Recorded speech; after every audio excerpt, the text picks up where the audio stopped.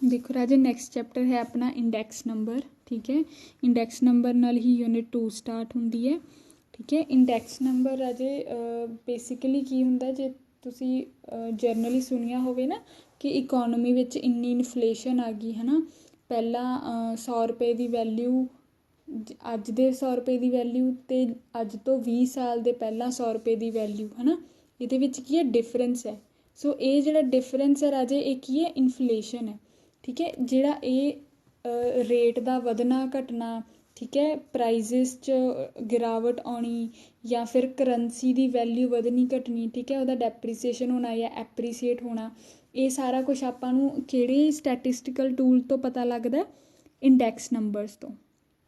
ठीक है, ये जो आप अगे करांगे ना फिर तुहानूं ज़्यादा ये पता लगूगा भी मेनली ये जो इंडैक्स नंबर ने ये नाल ही कंसर्न रखते हैं।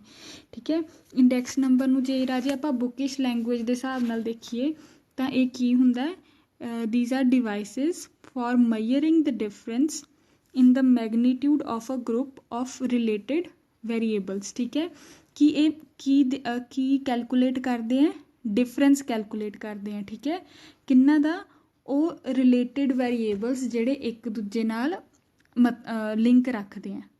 ठीक है, उन्हों का डिफरेंस दसते हैं। जिमें अज तो 10 साल पहला कणक का प्राइस की सीगा ते अज दे टाइम च कणक का प्राइस की है। ठीक है, या अज तो 10 साल पहला जे आपां गोल्ड खरीदते सीगे ते उहदा रेट की सीगा ते अज दे टाइम च गोल्ड का रेट की है। ठीक है, बेसिकली राजे एक एवरेज ही है। ठीक है, बट एक स्पैशलाइज्ड एवरेज है। ठीक है, जी पर्टिकुलर कॉमोडिटी या प्राइस या किसी एक चीज़ का ओवर द टाइम इन्फ्लेशन या डिफ्लेशन दसदी है। ठीक है, ये स्टैटिस्टिक विच राजे सब तो ज़्यादा यूज़ होने वाली डिवाइस है। ठीक है, तो ये बेसिकली यूज़ होंदी है राजे इकनॉमिक एक्टिविटीज़ विच। ठीक है, जिथे पैसे का लेन देन होंदा। ठीक है, इकनॉमिक एक्टिविटीज़ या कंट्री की स्ट्रैंथ पता करन विच। ठीक है, कि किसी कंट्री विच पहला चीज़ां किहड़े रेट ते मिलदियां सी, अज किहड़े रेट ते मिलदियां। ठीक है, होर इनू कहते हैं राजे एक बैरोमीटर ऑफ इकनॉमिक एक्टिविटी। ठीक है, की कहा जाता है इंडैक्स नंबर्स नू, बैरोमीटर ऑफ इकनॉमिक एक्टिविटी। ठीक है, या फिर इनू इस नाम नाल भी रैफर किया जाता है पल्स ऑफ द इकोनॉमी। ठीक है, they are used to feel the pulse of economy. ठीक है, कि जी इकोनॉमी है या कोई कंट्री है, ठीक है, ਉਹਦੇ ਵਿੱਚ ਜਿਹੜੀਆਂ ਚੀਜ਼ਾਂ ਦਾ ਲੈਣ ਦੇਣ ਹੋ ਰਿਹਾ, ठीक है, ਉਹ ਕਿਹੜੇ ਰੇਟ ਤੇ ਹੋ ਰਿਹਾ। ਪਹਿਲਾਂ ਅੱਜ ਜਿਹਨੂੰ ਕਿਸੇ ਟਾਈਮ ਨਾਲ ਕੰਪੇਅਰ ਕਰਦੇ ਆ ਤਾਂ ਪਹਿਲਾਂ ਉਹ ਕਿਹੜੇ ਰੇਟ ਤੇ ਹੁੰਦਾ ਸੀ ਤੇ ਅੱਜ ਦੇ ਟਾਈਮ 'ਚ ਕਿਹੜੇ ਰੇਟ ਤੇ ਹੋ ਰਿਹਾ। ठीक है, बेसिकली इनू राजे तुसी ਇਹਦੇ ਨਾਲ याद रखो कि ਜਿਹੜੀਆਂ इन्फ्लेशन या डिफ्लेशन ਹੁੰਦੀ ਹੈ ਕਿਹਦੇ ਨਾਲ कैलकुलेट ਹੁੰਦੀ है, इंडैक्स नंबर ਨਾਲ। ठीक है, कि अज तो 10 साल पहला रेट की सी चीज़ों का तो अज के टाइम च की है। ठीक है, जो रेट वधे है, ठीक है, प्राइस वधे नहीं तो इकोनॉमी च की हुई है इन्फ्लेशन। ठीक है, जो रेट घटे ने इकोनॉमी च की हुई है डिफ्लेशन। तो किदे थ्रू पता लगता है, इंडैक्स नंबर के थ्रू। ठीक है, इनू की कहते हैं, बैरोमीटर्स ऑफ इकनॉमिक एक्टिविटी। ठीक है, तो बहुत ज़्यादा यूज़ होंदा है टूल स्टैट्स विच। ठीक है, किहड़े परपस लिए, इकनॉमिक एक्टिविटीज़ लिए। ठीक है, नैक्सट देखो राजे करैक्टरिस्टिक्स ऑफ इंडैक्स नंबर। ठीक है, पहला की है, एक स्पैशल टाइप ऑफ एवरेज है। ठीक है, दूसरा की है कि एक चेंज दसदा है रिलेटिड वेरीएबल्स विच। ठीक है, चेंज मतलब इनक्रीज या डिक्रीज। ठीक है, किहदे विच, वेरीएबल्स, किहड़े वेरीएबल्स जिहड़े आपस च रिलेटिड है। ठीक है, जिमें पेट्रोल एंड कार। ठीक है, रिलेटिड है ना आपस में, इन्हां दे प्राइस च ओवर द टाइम की चेंज आया। ठीक है, दैन नैक्सट देखो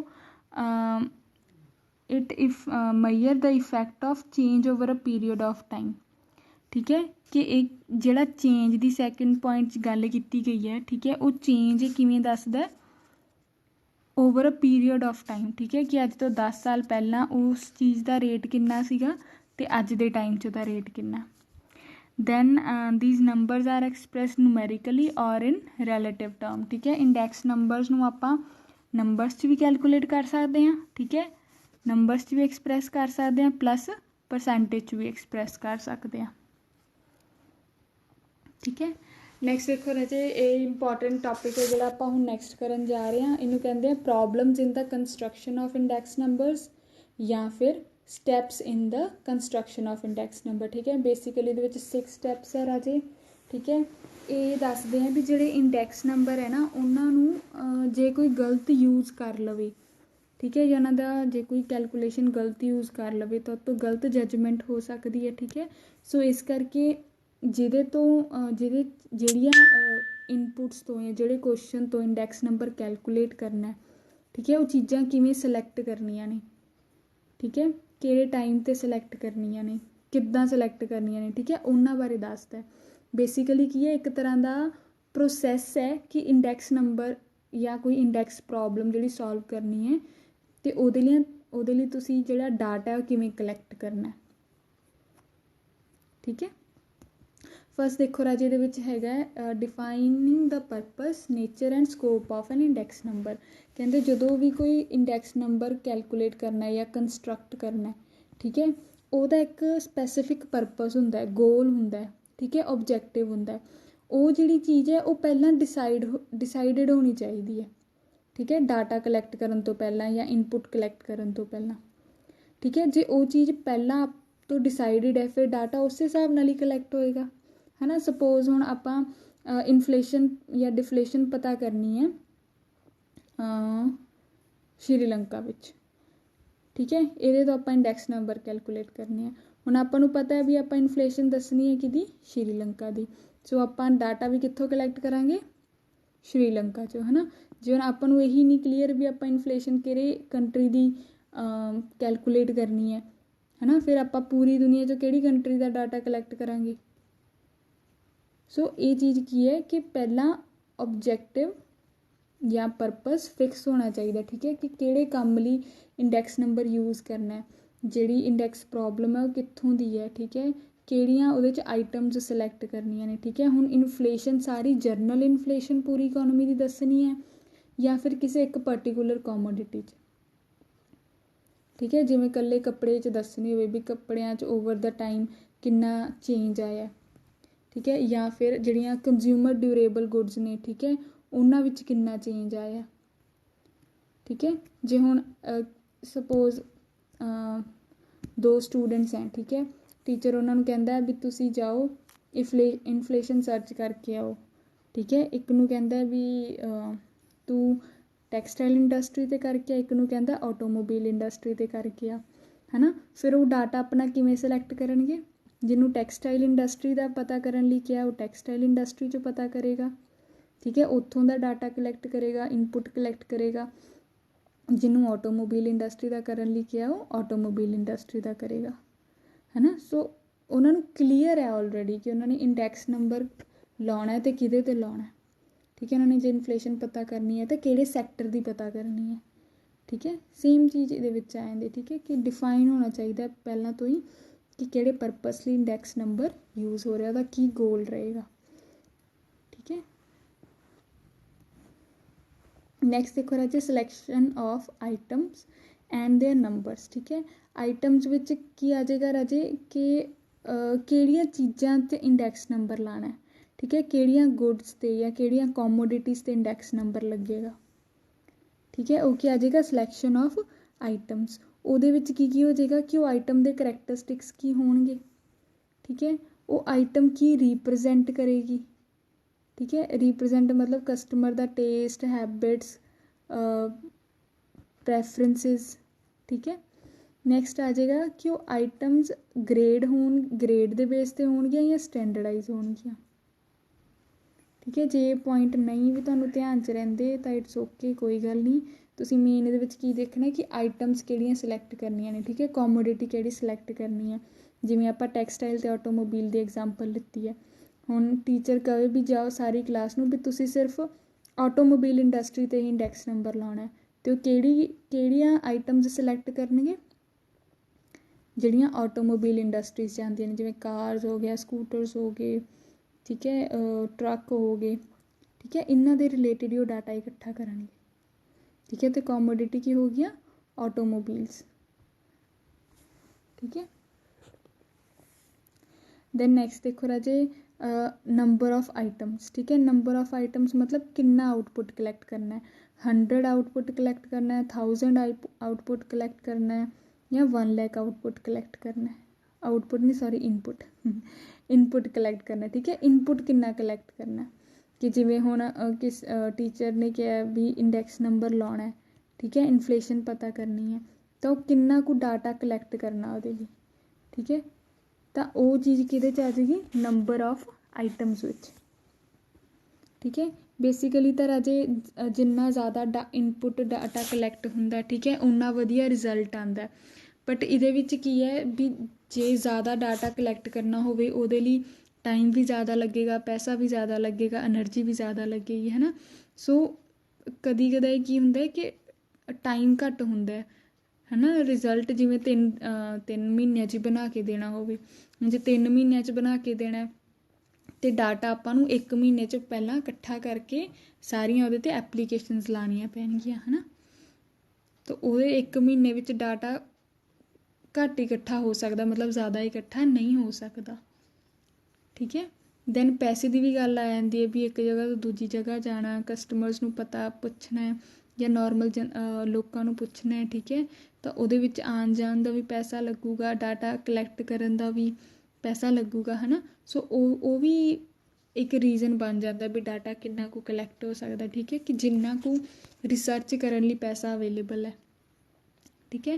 ਹੁਣ ਇਹ ਡਿਪੈਂਡ ਕਰਦਾ ਕਿ ਜੇ ਕੋਈ ਸਪੋਜ਼ ਕੰਟਰੀ ਕਰਵਾ ਰਹੀ ਹੈ, ਠੀਕ ਹੈ, ਜਿਵੇਂ ਇੰਡੀਆ 'ਚ ਹਰ 10 ਸਾਲ ਬਾਅਦ ਇੱਕ ਉਹ ਹੁੰਦਾ ਸੈਂਸਸ ਹੁੰਦਾ, ਠੀਕ ਹੈ। ਹੁਣ ਉਹਨੂੰ ਫੰਡ ਕੌਣ ਕਰਦਾ, ਇੰਡੀਅਨ ਗਵਰਨਮੈਂਟ, ਤਾਂ ਕਰਕੇ ਸਾਰੇ ਇੰਡੀਆ ਦੀ ਪਾਪੂਲੇਸ਼ਨ ਕਾਊਂਟ ਹੋ ਜਾਂਦੀ ਹੈ, ਠੀਕ ਹੈ। ਹੁਣ ਜੇ ਉਹਨੂੰ ਕੋਈ ਕਵੇ ਉਹ ਜਿਹੜਾ ਸੈਂਸਸ ਹੈ ਉਹ ਜੇ ਕੋਈ ਪ੍ਰਾਈਵੇਟ ਪਰਸਨ ਕਰੇ ਤਾਂ ਉਹ ਨਹੀਂ ਕਰ ਸਕਦਾ, ਕਿਉਂਕਿ ਉਹਦੇ ਲਈ ਬਹੁਤ ਸਾਰੇ ਫੰਡਸ ਦੀ ਰਿਕੁਆਇਰਮੈਂਟ ਹੈ, ਠੀਕ ਹੈ, ਪੈਸੇ ਦੀ ਲੋੜ ਹੈ, ਜੋ ਇੱਕ ਇੰਡੀਵਿਜੂਅਲ ਕੋ ਬੇਸਿਕਲੀ ਨਹੀਂ ਹੈ, ਠੀਕ ਹੈ। ਸੋ ਇਸ ਪੁਆਇੰਟ ਵਿੱਚ ਕੀ ਹੈ ਕਿ ਆਈਟਮ ਕਿਹੜੀ ਸਿਲੈਕਟ ਕਰਨੀ ਹੈ, ਪਲੱਸ ਉਹ ਆਈਟਮ ਦੇ ਕਿੰਨੇ ਨੰਬਰ 'ਚ ਸਿਲੈਕਟ ਕਰਨੇ ਆ, ਠੀਕ ਹੈ। ਡਾਟਾ ਕਿੰਨਾ ਕੁ ਸਿਲੈਕਟ ਕਰਨਾ, small data, medium data, large data, ਠੀਕ ਹੈ। ਉਹ ਕਿਤੇ ਡਿਪੈਂਡ ਹੈ, ਟਾਈਮ, ਮਨੀ ਐਂਡ ਐਨਰਜੀ 'ਤੇ। ਨੈਕਸਟ ਦੇਖੋ ਰਾਜੇ ਪ੍ਰਾਈਸ ਕੋਟੇਸ਼ਨ, ਠੀਕ ਹੈ। ਪ੍ਰਾਈਸ ਕੋਟੇਸ਼ਨ ਵਿੱਚ ਆ ਜਾਂਦਾ ਬੱਚੇ ਕਿ ਜਿਹੜੇ ਪ੍ਰਾਈਜ਼ ਲੈਣੇ ਆ, ਠੀਕ ਹੈ, ਜਿਵੇਂ ਕੋਮੋਡਿਟੀ ਦੀ ਜਿਹਦੀ ਆਪਾਂ ਗੱਲ ਕੀਤੀ ਹੈ ਸੈਕਿੰਡ ਪੁਆਇੰਟ ਵਿੱਚ, ਹੁਣ ਉਹਨਾਂ ਦੇ ਜਿਹੜੇ ਪ੍ਰਾਈਜ਼ ਲੈਣਾ, ਠੀਕ ਹੈ। ਹੁਣ ਅੱਡ ਅੱਡ ਜਗ੍ਹਾ 'ਤੇ ਅੱਡ ਅੱਡ ਰੇਟ ਹੁੰਦੇ ਆ ਚੀਜ਼ਾਂ ਦੇ, ਹੈ ਨਾ। ਕਈ ਵਾਰੀ ਤਾਂ ਇਹ ਵੀ ਹੁੰਦਾ ਵੀ ਸੇਮ ਦੁਕਾਨ 'ਤੇ ਸੇਮ ਦੁਕਾਨਦਾਰ ਅਲੱਗ ਕਸਟਮਰਸ ਨੂੰ ਅਲੱਗ ਰੇਟ ਲਾਉਂਦਾ, ਹੈ ਨਾ। ਸੋ ਇਸ ਕੇਸ ਵਿੱਚ ਕੀ ਹੈ, ਪ੍ਰਾਈਜ਼ ਡਿਸਾਈਡ ਕਰਨਾ ਪਏਗਾ ਆਪਾਂ ਨੂੰ, ਇੱਕ ਪ੍ਰਾਈਜ਼ ਫਿਕਸ ਕਰਨਾ ਪਊਗਾ, ਹੈ ਨਾ। ਅਤੇ ਉਹ ਪ੍ਰਾਈਜ਼ ਫਿਕਸ ਕਿਵੇਂ ਹੋਏਗਾ, ਠੀਕ ਹੈ। ਇਹਦੇ ਲਈ ਬੇਸਿਕਲੀ ਕੀ ਕੀਤਾ ਜਾਂਦਾ ਕਿ ਰੈਂਡਮ ਸੈਂਪਲਿੰਗ ਕਰ ਲਿੱਤੀ ਜਾਂਦੀ ਹੈ, ਠੀਕ ਹੈ। ਰੈਂਡਮ ਸੈਂਪਲਿੰਗ ਵਿੱਚ ਕੀ ਹੁੰਦਾ ਕਿ ਪ੍ਰਾਈਜ਼ ਲਿਖ ਲਿੱਤੇ ਜਾਂਦੇ ਆ, ਠੀਕ ਹੈ, ਅਲੱਗ ਅਲੱਗ ਜਿਹੜੇ ਡਿਫਰੈਂਟ ਪਲੇਸਿਸ 'ਤੇ ਉਸ ਕੋਮੋਡਿਟੀ ਦਾ ਪ੍ਰਾਈਸ ਚੱਲ ਰਿਹਾ ਹੁੰਦਾ, ਉਹਨੂੰ ਇੱਕ ਬਾਊਲ 'ਚ ਪਾ ਲੈਣਾ ਜਾਂਦਾ, ਉਸ 'ਚੋਂ ਰੈਂਡਮਲੀ ਕੋਈ ਵੀ ਪ੍ਰਾਈਜ਼ ਸਿਲੈਕਟ ਕਰ ਲਿੱਤਾ ਜਾਂਦਾ, ਠੀਕ ਹੈ। ਜਿਵੇਂ ਲੋਟਰੀ ਨਹੀਂ ਕੱਢਦੇ ਹੁੰਦੇ ਉੱਦਾਂ ਨਾਲ, ਠੀਕ ਹੈ। ਇਹਦੇ ਵਿੱਚ ਇੱਕ ਰਾਜੇ ਇਹਨਾਂ ਨੇ ਇੱਥੇ ਦੱਸਿਆ ਹੋਇਆ ਕਿ ਪ੍ਰਾਈਜ਼ ਰਿਪੋਰਟਿੰਗ ਏਜੰਸੀ ਬਣਾਉਂਦੇ ਆ, ਠੀਕ ਹੈ। ਪ੍ਰਾਈਜ਼ ਰਿਪੋਰਟਿੰਗ ਏਜੰਸੀ ਕਿਹੜੀ ਹੁੰਦੀ ਹੈ, ਜਿਹੜੀ ਪ੍ਰਾਈਜ਼ ਡਿਸਾਈਡ ਕਰਨ 'ਚ ਹੈਲਪ ਕਰਦੀ ਹੈ ਕਿ ਜਿਹੜੀ ਕੋਮੋਡਿਟੀ ਉੱਤੇ ਰਿਸਰਚ ਕਰਨੀ ਹੈ, ਠੀਕ ਹੈ, ਉਹਦਾ ਪ੍ਰਾਈਜ਼ ਕਿਹੜਾ ਲੈਣਾ, ਠੀਕ ਹੈ, ਕਿਹੜੀ ਪਲੇਸ ਦਾ ਪ੍ਰਾਈਜ਼ ਲੈਣਾ। ਹੁਣ ਜਿਵੇਂ ਲੁਧਿਆਣਾ ਵਿੱਚ ਜਿਵੇਂ ਸਾਈਕਲਸ ਦੀ ਐਗਜ਼ਾਮਪਲ ਲਾ ਲਓ, ਹੈ ਨਾ।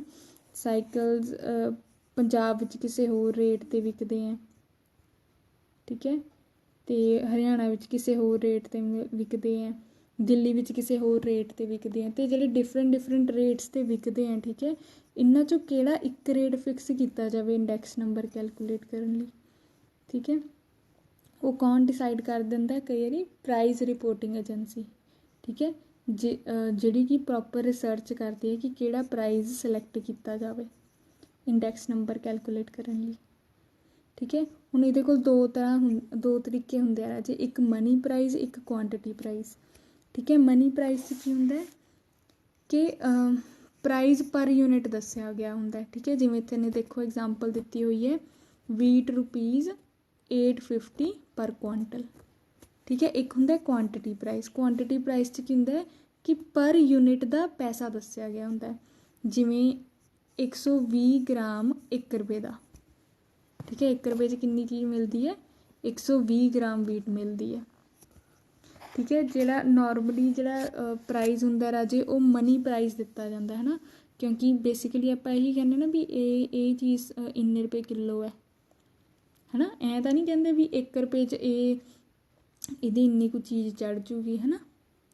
सो जिहड़ा मनी प्राइज़ है वो ज़्यादा प्रैक्टिकल है। ठीक है। उन्होंने प्रैक्टिस विच ज़्यादा यूज़ किया जाता है, सो यही वरत्या जाता है। दैन नैक्सट देखो राजे, इहदे विच बेसिकली दो तरह के प्राइज़ होंगे, एक होलसेल प्राइज़, एक रिटेल प्राइज़, है ना। सो जिहड़ा रिटेल प्राइज़ होंदा है ना, उही प्रैफर किया जाता है इंडैक्स नंबर लई, क्योंकि वो घट फ्लक्चुएट होंदा है। ठीक है। प्लस ਉਹਦਾ डायरैक्ट लिंक होंदा है डिमांड एंड सप्लाई नाल। ठीक है। वेयरएस होलसेल प्राइस ये चीज़ां नहीं होंदियां। होलसेल प्राइस वाले कोल तां जिहड़ा रिटेलर घट समान लैके जाऊगा उन्होंने घट डिस्काउंट दिंदा है, जिहड़ा रिटेलर वध समान लैके जाऊगा उन्होंने वो ज़्यादा डिस्काउंट दिंदा है ना। चलो नैक्सट देखो राजे, सिलैक्शन ऑफ सूटेबल वेट्स। ठीक है। वेट्स विच जिवें राजे आपां मीन नहीं सी कीता, एक सिंपल मीन कीता सी, एक वेटेड मीन कीता सी, है ना, जिहदे विच वेट्स असाइन कर दिंदे सीगे कि किहड़ी आइटम दे किन्ना वेट है। सेम चीज़ इंडैक्स नंबर च भी हुंदी है। ठीक है। वेट्स असाइन हुंदे हैं। इस पॉइंट 'च की कहंदे हैं भी जिहड़े वेट्स हैं, ठीक है, वो बैटर रिजल्ट्स दिंदे हैं जिहड़ियां विदाउट वेट्स वाले क्वेश्चन हुंदे हैं। ठीक है। उन्हां नालों ਇਹਦੇ ਵਿੱਚ ਕੀ ਹੈ कि ਆਪਾਂ ਇਹ डिसाइड कर ਲੈਂਦੇ ਹਾਂ भी ਕਿਹੜੀ आइटम या ਕਿਹੜਾ प्राइज़ या ਕਿਹੜੀ कॉमोडिटी ज़्यादा असर पाती है किसी चीज़ से। ठीक है। जिहड़ी ज़्यादा असर पाएगी उन्होंने ज़्यादा वेट दे देंगे। ठीक है। उसकी वेटेज बढ़ जाएगी। ठीक है। सो ਇਹਦੇ ਵਿੱਚ यही है, वेट्स ही है।